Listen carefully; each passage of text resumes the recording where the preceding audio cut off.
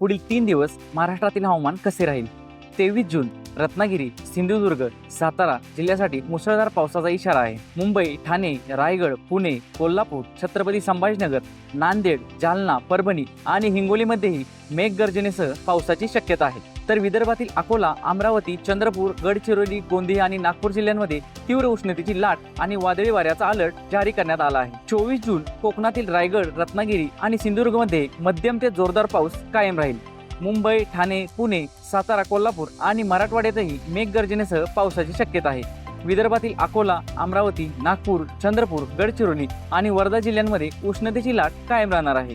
25 जून रोजी मुंबई, पालघर, ठाणे, नाशिक, पुणे, सातारा, कोल्हापूर, मराठवाडा आणि राज्यातील बहुतांश जिल्ह्यामध्ये हलका ते मध्यम पाऊस अपेक्षित आहे.